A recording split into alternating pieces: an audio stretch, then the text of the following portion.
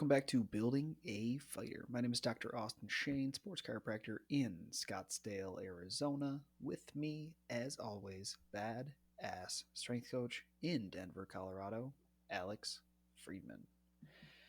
Today, me and Alex went to a seminar recently. We went to DNS, or Dynamic Neuromuscular Stabilization Strength Training 1. It was done by Dr. Rich Ulm, Dr. Mike Rantala, and Jacob, whose last name I'm not even going to attempt to butcher. Jakob. Yeah, Jakub. Jakub, from the Czech school. Alex, it was your first DNS course. I know we talk about it all the time on here, what DNS is, but how did you like the concepts of DNS? I like the concepts of DNS a lot. It was super in depth, and it really reaffirmed that my model of movement, or that the model of movement we follow, it was in line with the DNS. It just dove a lot deeper into the postures, positions, and actual kind of alignment that I typically overlook. Right, I'm not all the time looking at individual spinal joint angles, or looking at the term they kept using was uprighting of the spine. Like, Yeah. to me, and for my strength coach brethren, I feel like a flat back is a flat back, right? Yeah. So it's like, as long as we're not deeping into some steep lumbar flexion or super hyperextension, then we're looking pretty good. So I enjoyed getting the deep dive look at a lot of the postures, a lot of the movement principles in there. But I think that was the biggest takeaway, was the principles, and really kind of seeing what ideal movement looks like. Yeah, I mean, what I tell everybody about DNS is it's just a lens. It's not a step by step system. It's not a cookbook. It's what you can use with your eyes and with your hands to help the athlete or patient or who or just client in front of you move a little bit better and more efficiently, which I think is the key word, is efficiently. Is it is much more efficient to say a major DNS concept is trunk expansion.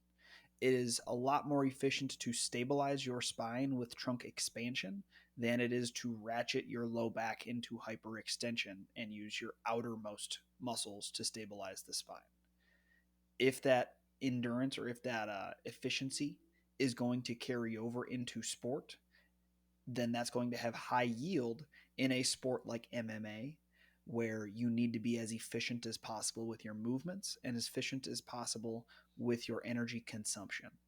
So that's where I think DNS is a perfect marriage of how we should be showing our MMA and our combat athletes how to move, because it's a sport that it keeps cycling between the stable and mobile paradigm, or the Yeah. bracing and respiration paradigm as well, where you need to be able to do both.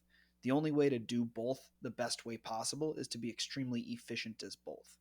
And one of the best ways to be as extremely efficient as both of those is to breathe correctly and expand and stabilize your trunk correctly. Right, and exactly what you said. I think there's a lot of alignment between martial arts and a DNS based approach, because the breath work and the stability, those are already intrinsic parts of martial arts, right? Who has ever learned martial arts without learning breathing that goes along with the techniques, Mm-hmm. right? So we can utilize that breath, but then DNS gives us a lens of like, this is how to breathe, right? Not just Right. exhale when you strike, right? It's like, this is how we stabilize and pressurize in that breath that we're using. And then again, you articulated it very well as far as going back and forth between that. But I think it also works because in our martial arts mind, we're thinking of technical aspects of moves that are so kind of nuanced and intricate, the same way a lot of the DNS principles and movements are nuanced and intricate. Yes. And not to say that, we have to nerd out and explain our whole, life journey in biomechanics or DNS or whatever when we're at the weight room. But I think it's important that to say, we've thought this deeply about the movement, just like you've thought this deeply about how I should rotate my wrist when I'm locking in a guillotine, Right. right? Those lenses of specificity, I think, align as well. Well, I actually mentioned this at the course is I think this is a perfect way to introduce movement to skill coaches Yeah, because it inherently makes sense. If you can explain it and you can show measurable results, it's going to inherently make sense. So, an example I used at the course is our boxing coach at Fight Ready. His name's Alan. Amazing boxing coach. Dude's a wizard.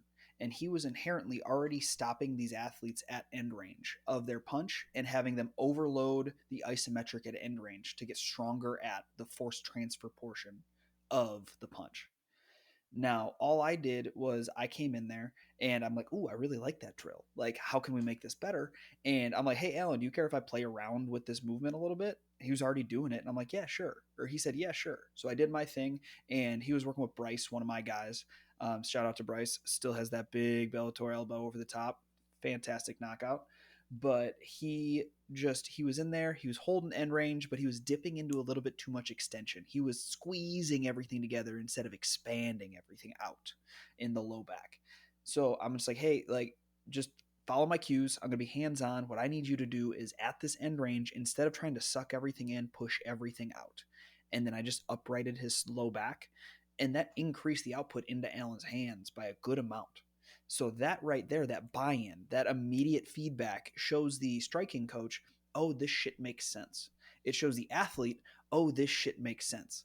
And it gets buy-in on optimal movement is not it might not be perfect for everything, right? That's where the pain science group comes in, where not everybody moves the same. But for sport where we're chasing perfection, I feel like DNS kind of thrives because it allows us to focus on the optimal movement strategies that are going to be as efficient and effective as possible through our ipsilateral, contralateral, and homolog patterns, which are literally every piece of sport. yeah, yeah. And I think you bring up a really good point as far as it's contextually applicable, right? Like whether you're doing a mid session, whether you're working on a physical therapy table, whether you're in a weight room, whether you're doing jujitsu, like you can apply the DNS principles and look at just human athletic movement. Period. Where I feel like some of the more nuanced approaches to movement, or I don't mean to say nuanced, but I mean different approaches to movement, can be isolated or can only work in this context, or Right. you're not going to be able to have this type of stabilization strategy, and it's not going to be as efficient when we're in a jiu-jitsu setting. Where DNS, we can look at it and like we can use the same principles and it still applies in that context, so it's Right. it's I use it all the time transferable. as in wrestling coaching. I use that concept. That's what's helped me transition into what I would call a relatively good wrestling coach, is especially with the cage wrestling element. Like if I want to hold somebody on the cage, I'm not just going to dip through my low back, right? That's what they used to do back in the day. That would hold people on the cage, but now there is so many more techniques of pushing left, moving right, fishtailing out. I'm going to fight the hands. I'm going to fight the underhook. There's a lot of variables. So we no longer can be lazy and just try to pressure forward through our low back. We need to stay rigid. We need to stay expanded. We need to transfer the force from our toes all the way up to our shoulder to pin that person against the cage and move on to my next attack. And the only way to do that is to be as stable through the low back as possible. Because if I decrease rigidity and I just arch my back, which decreases my rigidity, unfortunately, that's going to have a very negative effect of I'm not going to push as hard as I can. If I can't push or stabilize as much as I can, that person is most likely getting off the cage at the highest level. And if we want those athletes to be not just beating scrubs, but beating the athletes at the highest level, we have to do the little things correctly. And this is just one of those things, the DNS concepts of movement and expansion through the trunk and using these different patterns, one of those things that they do the little things right. And as Alex would like, we did bear position this weekend, and we were holding a bear position, trying to upright through the T spine and be able to stabilize everything. Holding that for 20 seconds sucks. Shit's hard. That's so fucking hard. But holding that for 20 seconds, if we literally just change you going from the ground to going into a squat pattern, that's basically what you're doing when you're holding somebody against the cage, right? The only difference is I'm going to be in knee flexion versus knee extension, but the trunk is in the exact same position. My arms are close to a body lock position. I'm stable through the low back, and I'm trying to upright and stay tall. if I can't do that, if I can't maintain that stability under just one force, which is gravity, how the fuck am I supposed to maintain that stability with a lot of forces, which is another human and a pliable cage right in front of me? Yeah, and the way that my brain kind of goes on that is I think about like transferability, right? Like we talk all the time, like how does what we do in the weight room transfer to what we do in the cage? And in this sense, it's not two distinct different things. That's, I guess, I think more of the point I was trying to get at earlier. It's the same movement principles. Like, I'm not going to teach, all right, here's your technique on a double leg. Here's different technique to do a squat, Right. right? And it's not necessarily two different things. It's here's how you breathe and stabilize in a squat. It's the exact same way you breathe and stabilize when you're pushing somebody against the cage, right? So there's the highest amount of transferability from our strength training and our strength and conditioning sessions to our technical sessions and our tactical sessions. So again, that's I think the biggest takeaway is the applicability of this in so many different contexts in the same guiding principles. Um, and now where I do struggle with that, and when I think it's going to be a little hard if your weight room context isn't that focused or zeroed in on movement, period. Right? I think Yes. a lot of high performance facilities are pretty zeroed in on movement, and we want to see correct alignment in this and that. But I don't think a lot of contexts allow for practitioner to be hands on or to talk specifically about the breath or spend like again at this weekend we spent 3 hours in a bear position, right? Mm-hmm. Versus in a weight room, maybe I got 20 different things on my checklist. I got 3 minutes for that bear position. Now, again, you can get into the weeds of what you're prioritizing in this and that, but some contexts you have to change or you have to find out how to use this DNS lens into that context. Yeah, and a good way that I've applied it is if I'm working in a team setting, is that I pick three major things that I think are going to make are the key points of the position. So, say if we're doing bear position, the three main things I think of in bear position is uprighting through the spine, shoulder blade stability, typically scapular depression, and stacking the mouth floor over the thoracic diaphragm over the pelvic diaphragm. So, lining up all three floors of the body. What I'm going to do is I'm going to bring everybody together. I'm going to say, hey, we're going to do bear position. I'm going to lay out my parameters. I'm going to have these athletes that are not going in a group of two trying to poke. I'm going to say, if they look like this, you poke here. If they look like this, you poke here. And I'm not going to like trust them to do it 100%, right? But it brings in the team element. It brings in the athletes being, I guess, into the movement, and they're going to try to pinpoint everybody, and they're going to try to make their friends better. So if I tell them, I'm like, hey, if we're going to try to stack the floors on top of each other, a great way to do that is just push on their head and say, push into my hand. And as long as they push into their hand, there's really no wrong way they're going to do that. The only way to grow through the spine, the only way to elongate is to do it really one way. You're not going to get longer by doing it wrong, right? So it's a fail. It's almost like a fail proof cue. I'm going to say, oh, okay, you just want to push on the bottoms of the shoulder blades. I'll point out this is a shoulder blade. You just push right here, give it a little bit of pressure. Of course, you're always going to get the kids that are going to be dickheads and they're going to go too hard, right? That's always going to be a thing. But if we're working with elite athletes or if we're working with an elite group, or like people were talking about trying to implement this in professional athletics, an easy way to get buy-in right there is that athlete has to understand what's going on because they're doing both the teaching role and the doing role. Immediately you understand that position more because as soon as you push on a shoulder blade, you get to see what happens. And as soon as somebody pushes on your shoulder blade, you get to feel what happens. So they know what's going on, they understand the application, and they're going to apply it better. So that's an easy way for me where a lot of people they go at DNS about the ability to increase scaling or to do it in a large group like a football team. And what I tell those people most of the time is just be more creative and suck less because it's DNS is hard, right? Not everybody can do it. But the people that do it change the way their athletes move. So are you willing to put the time in and figure out how to implement this into your system? Not take the system, but implement this into your system? Or are you going to say, oh, this doesn't work and just completely throw it out when we see people that do this well, like the people in the Czech Republic? that implement it at scales of 20 to a team, 50 to a team, 100 to a team extremely easily, just because they understand and they took the time to figure out how it works in their system. Yeah, I like that a lot as far as scalability goes.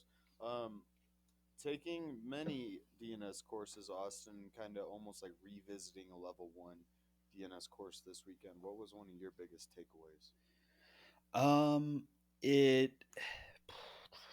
I mean, the big thing for me is anytime I get one of the Czech therapists there, I try to listen to anything and everything they say because they just practice medicine over there completely differently.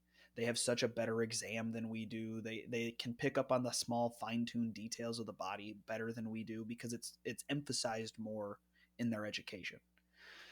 So the major thing that I got from Jakob was really focusing on the zones of support and overemphasizing having that alignment as perfect as possible before we try to push that person through a movement. And what I mean by that is don't set them up for failure, set them up for success, essentially. So he would overemphasize every single time he showed a different position of step one, zone of support. Step one, zone of support. And he kept saying that over and over and over again that weekend. And it made me realize that my step one is just walking through the steps with the athlete. I'm not actually checking the zones of support that I'm doing. I'm just trusting them to use the words that I'm saying as efficiently as possible and or as best as they can. And as long as it looks somewhat okay, I'm cool with it. Yeah. But I watched him like apply pressure and have them just a minor difference apply pressure and lock in that zone of support, and it completely changed the outcome of the person that he was working on's exercise. It went from a pec exercise to a shoulder blade or a scapular depression exercise based off of just one minor change to the zone of support of the hand. And that was really the light bulb for me, where I'm like, oh, I need to be even more picky than I am when I'm doing one on one work. That being said, bringing it back to the team application, you can't be that picky with a team. And that's okay because 90% of this and is better than 100% of something else in some certain aspects, right? So doing the bare position 90% correctly is still going to have a massive benefit for your athlete. But if I'm going to be one on one and I'm focusing on trying to make it the best I can, I need to be a little bit more picky with what I'm looking at. Yeah, that was a big point, like you said, that you check the zone of support, and I picked that up on the foot loading too. That like a lot of times, if you get that individual thing correctly, excuse me, everything else will, for better or worse, fall in line. Yep. Right? So you have less work to do later on up the chain, and then you don't have to change one thing, then another thing changes, then you go back and forth. So if we get really solidly fix the first step, then the next few steps get sequentially easier. Not that they're easy at all, but um, I think that was a big takeaway as well. Is like make sure your initial um, intervention or your initial check and queuing is at 100%. Well, what's cool is how do we could literally just take that transfer right into MMA, right? If we're talking about foot zones of support. If you're just pushing through the big toe, you're just pivoting on the big toe as opposed to making a wide toe box and loading through the entire forefoot. Guess what? That's not as stable. If you don't have something that is supposed to be transmitting force as stable, that is not going to transmit as much force, right? Everything pivots over the top of something. You need to be rigid in order to transfer force. So that DNS concept of being able to have a zone of support and really emphasizing that as a main part of a movement isn't just for the little baby positions.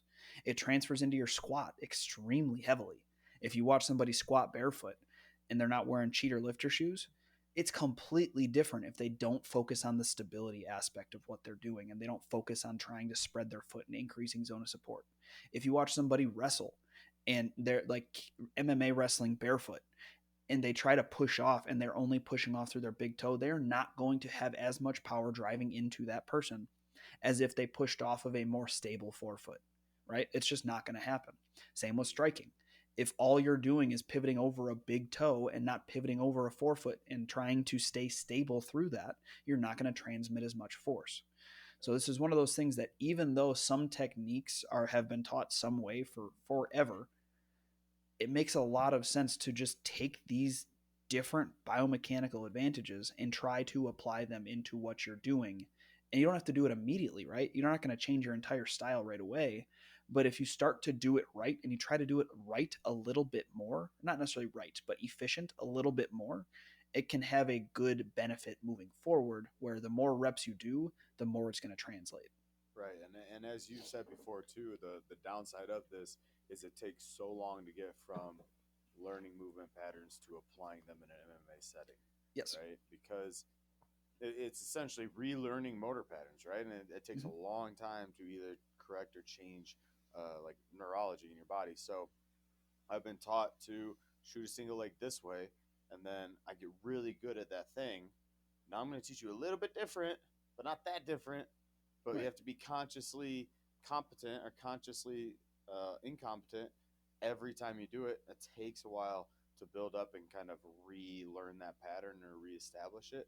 So I think that necessitates a longer transition. But on the same hand, one other thing we talked about this weekend a lot, um, just because you're not doing it 100% perfectly and with joint centration with those breath stabilizer whatever, doesn't mean that you can't do it effectively or at a high level, right? Mm-hmm. We want to be trending towards the better movement strategy, towards utilizing DNS in our MMA striking, but that doesn't mean we can't start striking or we can't or that we have to stop 100%. striking, right? So it's Yep. like it's a continual progression as you go through, not necessarily shit, we have to rebuild everything right now, and you can't fight until we get things rebuilt, right? All right. It's a on the fly process, which I know may seem straightforward, simple, but it's also like, if I don't have my shit straight, should I keep going? But yes, you should keep going because you know how to throw a combination regardless of DNS.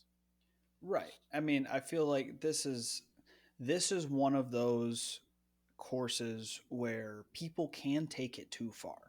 This course, unfortunately, like I've had buddies that have fallen trap to this, that they take a DNS course and they won't let somebody progress unless the movement is 100% perfect. Mm-hmm. And that's the opposite effect of what we're trying to get here. Yeah. We're trying to increase the exposure to good patterns. That's it, right?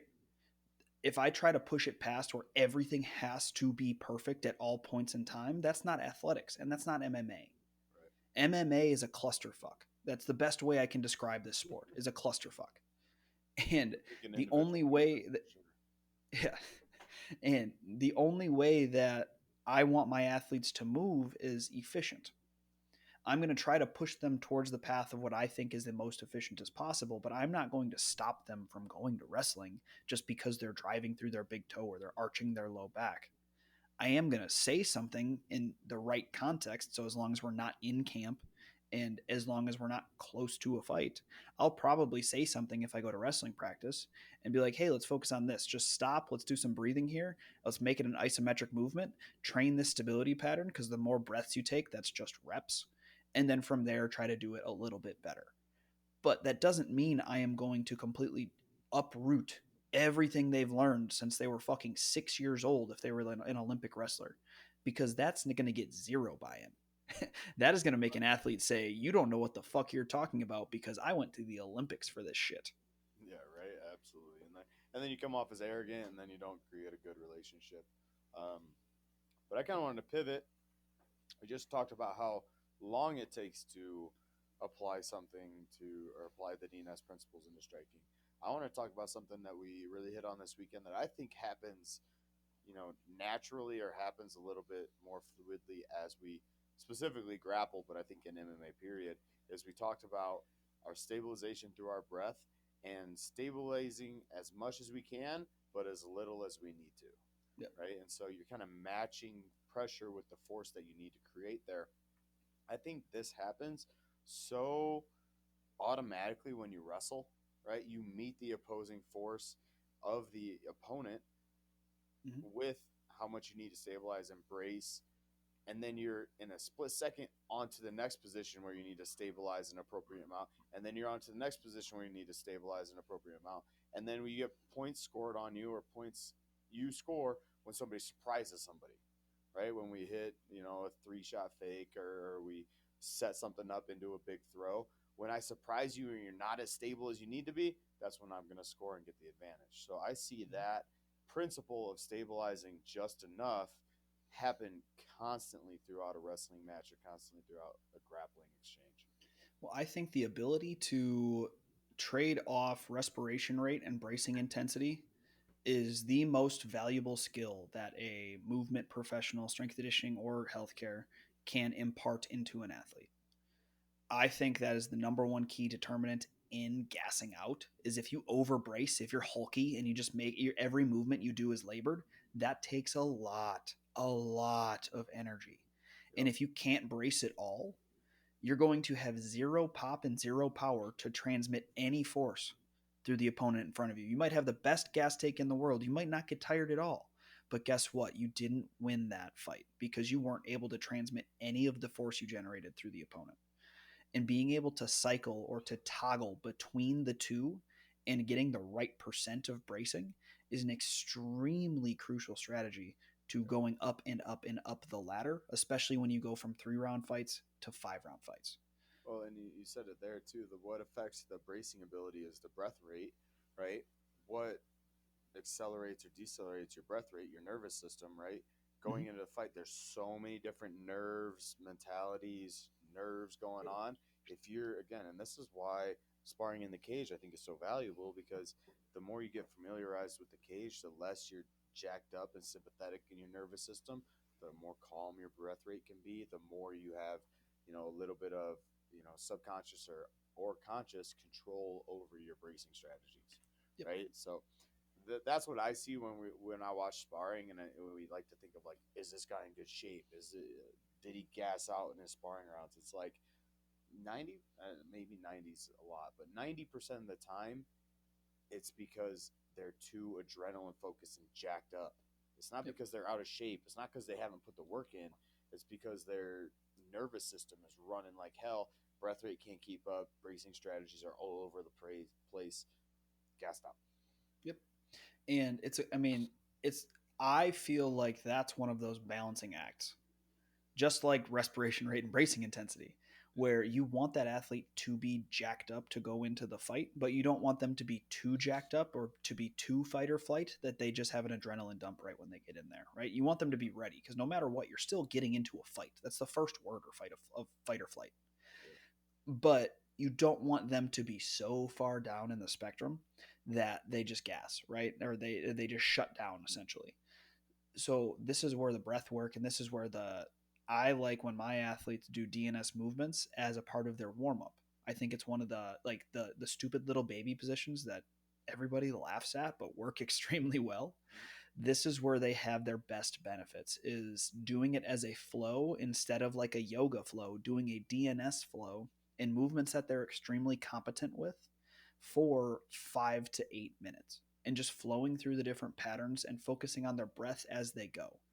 It's movement, it's prepping joints, it's prepping tissue, it's allowing you to open up and feel more mobile, but we're also activating the diaphragm in an extremely efficient way because of the thoracic diaphragm being stacked over the pelvic diaphragm. And it allows us to, if we increase diaphragm activation, we decrease fight or flight response. So it tries to normalize out that over anxious athlete that's in the back about to make their first UFC walk. Yeah, So absolutely. Yeah, go ahead. I like teaching like starting the breath during camp, like at the beginning before camp, hopefully, but during camp, and then trying to find 2 to 3 movements that I trust them in. It doesn't have to be DNS. That's the cool part is I can take a DNS bracing strategy and put it into our side lying shoulder sweep assessment. I can take a DNS bracing strategy and I can put it into a prisoner T-spine rotation, something that I trust that they can flow through the next movement. Like I actually combine a lot of DNS bracing movements or just bracing strategies with animal flow movements because they seem to flow a little bit better or be more intuitive to athletes, just because they're primal movements. So I'll take that stacking of the diaphragm and trying to maintain that position, and I'll throw them in like a crab reach and not have them overarch the lumbar spine to get to the peak of the movement. Have them stay stable and just reach up, moving through a stable block. Or I'll have them throw them into a side lying shoulder sweep, but not overarch the low back to get to the end of the movement, right? So it's a cool way to play with the athlete's neurology and play with it in a way that is going to benefit them heading into competition. Because you're not just priming movements, you're also decreasing nerves. Yeah, and taking it out of the um, fight or warm up scenario, I like the movement flows that we did specifically because we teach the bracing strategy in such tight controlled positions, and I know there's a purpose for that, and you have to do that as kind of your step one, right?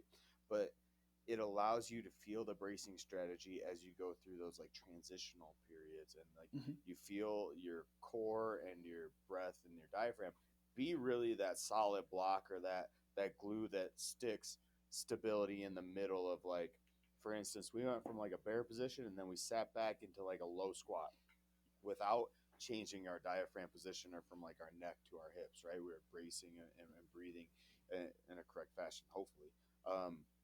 But you felt that as you rock back onto your heels, there's still bracing there, right? You Yep. can get tight there, and it does happen in athletics, right? It happens all the time in a wrestling match where you're in that low squat and then you're expected to brace, right? Think about somebody shooting in, two people shooting at the same time, right? There's Mm-hmm. bracing that happens there, right? So in those kind of sticky positions, the solid breath and diaphragm activation can be like your glue that disallows you from losing position. Mm-hmm. Yeah, the person that can turn on their brace faster in that situation where you both shoot at the same time will win that exchange 10 times out of 10.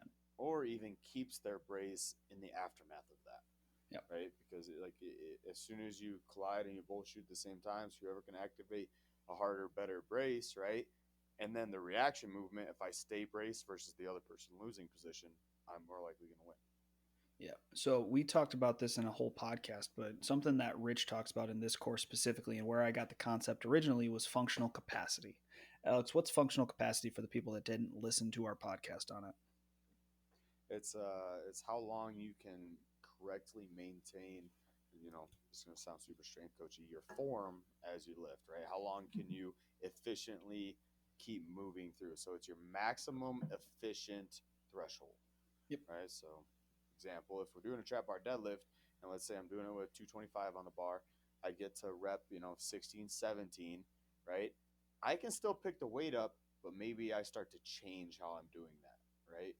That's the end of my functional capacity, and then we're dipping into something called absolute capacity, right? So functional capacity is how well or how long you can maintain efficient bracing and breathing and joint centration and DNS principles in your movement. So on the flip side of that, Austin, can you explain absolute capacity to people, You which know, is I the simple? got you. You know, I got you. It's how much can you do? So, how much weight can you lift? How much can you expend your energy? How hard can you actually push? That is going to be your absolute capacity. I don't give a fuck if you do it right. It's just how much weight can you lift off the ground, or how hard can you push in like a air bike sprint. I it is the stereotypical strength coach metric of lift as much weight as possible. And I kind of care about your form, but I really care a lot more that you're just lifting a fuck ton of weight off the ground. Yeah. That's absolute capacity. And where the rubber meets the road is when our functional capacity is as close as possible to our absolute capacity. That decreases our injury risk, that increases our ability of sports transfer, and it allows for us to be in a safer environment while we're training at high end metrics. So we're training at high end power, high end strength, or high end speed.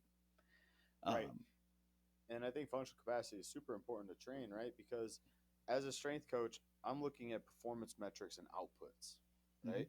Performance metrics and outputs are absolute capacities. They're not functional capacities. So if I'm trying to get an athlete stronger and genuinely stronger, I can't stay within my functional capacity, Right. right? So I'm always going to dip into the absolute capacity, but Mhm. how risky is that is the question you can address with your functional capacity. Well, I think it kind of goes down to all of DNS is a give and a take, right? It's we need to focus on the functional capacity. We can't just ignore that. But we know if we want to make those top end gains, if we want to increase our athletes' ceiling as much as possible, we have to dive into the absolute capacity portion of the bar graph as well. We know that those both are going to both increase at the same time. It's just a matter of how much is one going to increase. Am I only training at the absolute capacity? Well, then most likely my functional capacity is going to stay exactly where it's at, and my absolute capacity is going to go up, increasing the functional to absolute gap, thus increasing the, I guess, injury risk rate and increasing the risk of the shit that I'm doing in the weight room is not going to transfer into sport as well. Because we know if we can maintain a function and maintain a brace, that it's going to transfer into sport better. It has a higher transferability. Versus if we dip into absolute capacity, say we have, if we're doing a conjugate system, we have max effort strength. If we're doing a 3 day a week, we have max effort strength 1 day, but then we're focusing on dynamic effort and we're focusing on and a correctives and trunk stability and a functional capacity model for the other portions of our conjugate system. That allows me to have a more of a transfer, and it also allows me to mitigate any sort of injury risk where, like, say we're doing a absolute capacity trap bar deadlift. I need you to maintain as good a form as possible, but I actually care more that you lift a fuck ton of weight because I need to make that athlete as strong as possible because they're going into a grappling battle with Gordon Ryan. Cool. I need to increase their absolute capacity. But what I can do is the other exercises that I choose for that day after that one max effort absolute capacity workout, or I guess block, are going to be functional capacity oriented to, now that I got my absolute strength stimulus, how can I layer that in with a fuck ton of proper respiration, a fuck ton of proper stability, a fuck ton of good biomechanically efficient movements that are going to transfer a little bit better. So if I train those two together, that in and of itself is kind of a conjugate style where I'm doing absolute capacity, functional capacity in the same setting. And that's just a different way in my mind that when I program, that I can do a conjugate system where it's absolute capacity for one or two exercises, functional capacity for the rest. Yeah, no, I think that's very applicable. And then I think I was thinking of ways to do that. Sorry, guys. But I Well, wonder. so an Part easy of it. example. So because I do this all the time. That's one of the main lenses that I do this in. So an easy example would be we're going to do a max effort landmine press. It's a relatively or a joint safe exercise that I can load. While it is going to take a toll on the body, I can load this up as high as I can go, and there's relatively low risk of injury.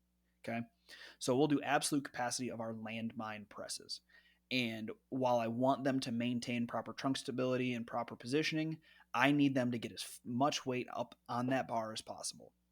Then I can pair in a dead bug floor press with, and that'll be so the A block is, we'll say maybe an EMOM every minute on the minute. You're doing 3 to 4 landmine presses at 90%. So they're getting a lack of recovery. Boom. Then my next block could be, if I'm sticking with a pressing model, I can do a dead bug floor press where we're focusing on the trunk stability. So that's more functional capacity. We're going to go until that as heavy until that athlete starts to arch their back during their press. I can pair that up with a trunk corrective of maybe like a dead bug Pallof press where we're focusing on the trunk stability, but also focusing on an anti-rotation movement. And then if we're focusing on the trunk being the main movement around everything, and it's just a pressing variation, then I can potentially go into let's do a hamstring rollout with the Sorinex roller. But we're focusing on them maintaining that trunk stability element, and I don't want them to overarch at the top because that's one of those exercises that is extremely prone to excess extension. So the main movement of their work is integrating, I guess, anti-extension into their movements, increasing the functional capacity while under a press format. Yeah, that makes sense to me. There was a lot of internal alarm bells ringing about like that's not absolute, that's not max effort model because when I think max effort, I think of like your typical West Side program where they're literally fucking maxing out 10 sets of one, Yeah, right? I know. And our athletes aren't power lifters, so I Well, think that's that's why I where switched. So that's why I switched it to absolute capacity. right. So I think that's where you can get away with it, right, and transfer it to athletes. So that makes a lot of sense. I mean, it's something I already do, but I guess I was tripped up on the words of the max effort versus absolute capacity. models. But no, I like that program a lot, and I think you can really benefit your athlete by, you know, in a realistic lens, like still attacking absolute capacity in a concurrent lens, right? Because you're still working on multiple adaptations at once. So, but no, it works. It works, and Fuck I yeah. enjoyed the DNS course this whole last weekend. It was a little bit specific at times for me. I don't know when the last time I got really that in depth into one position or one stabilization strategy, but I enjoyed the scale of it because it was a change up and because it gives me something to apply. Yeah. And I would say for the people that are listening, I mean, I just did a quick little blurb for Rich today. He was in town. He was in Scottsdale, so I did a little, I guess, video testimonial for him. But I'll say the same thing here. DNS Strength Training 1 was the course that made everything kind of make sense for me. It is the reason I'll give him a lot of credit. It's the reason why I was able to become a better strength coach and try to fill that role for my athletes. So I'd highly recommend it, and I'd highly recommend, even if it's boring at first because it's a lot of just fucking breathing, the exercise one, exercise two, strength and conditioning lens, all of those pair really well. The rubber really hits the road when you understand the concepts of one and then start taking exercise two, because that's where you start to get into rotation. And especially for combat athletes, that's where it all really makes sense, because you can try to pick out the rotation patterns of your athletes and see where they're faulty. And it's almost like a cheat code, because I can watch an athlete hit a bag and I know where their I know where their power leaks are. 100%. I can watch them hit a bag. It doesn't even have to be slow mo, and I know exactly where their power leaks are because I understand the concepts of ipsilateral rotation and contralateral stability. So, but that is my glowing recommendation. If you guys got to get in touch with us, all of our information is in the show notes. That's going to be emails and Instagrams. If you guys have any questions, send them to Alex. I don't want to answer them. No, send them on over. We have programs available for sale at buildingafighter.com. That's going to be custom programs, memberships, which are going to be a 3-week program that auto recurs, as well as pre-made month-long programs. So hit those up at buildingafighter.com. This is Dr. Austin Shane, Alex Friedman. and we are out.